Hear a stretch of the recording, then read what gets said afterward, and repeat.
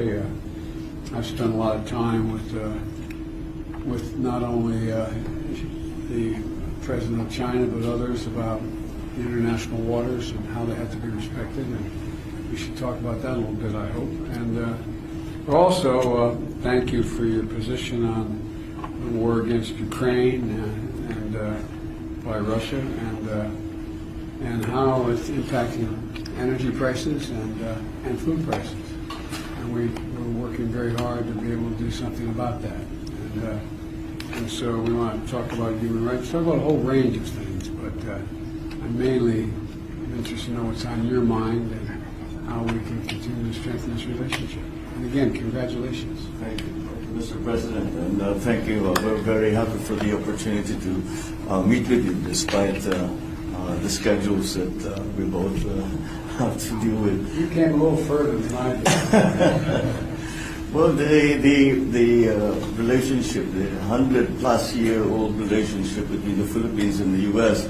continues to evolve as we face the challenges of this new century and the events that we have been watching over the past few months, really. So we have very much to discuss in terms of redefining, I suppose, in many ways.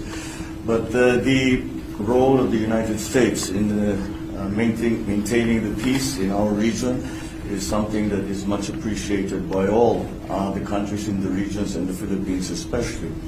We feel that we are especially fortunate because we have a very strong foundation of a very long relationship and strong relationships on various facets, not only political, not only diplomatic, but also economic.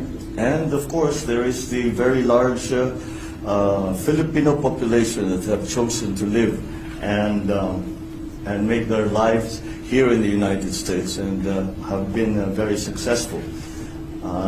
Again, we would like to thank the United States for the massive help that we received during the pandemic with the provision of up to 35, almost 36 million doses of vaccines very early on, ahead of some of the other countries, and for that we are very, very grateful. We continue to look to the United States for that continuing partnership and the maintenance of peace in our region.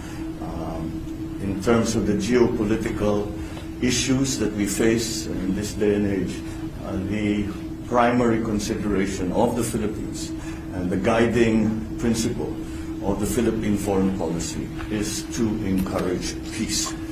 And I hope that we will be able to discuss further the roles that our two countries will play together and individually as we continue down that road, maintaining peace despite all the complexities that have arisen in the past few months, I suppose. So thank you again, Mr. President, for making time to see us. We are your partners, we are your allies, we are your friends. And in like fashion, we have always considered the United States our partner, our ally, and our friend.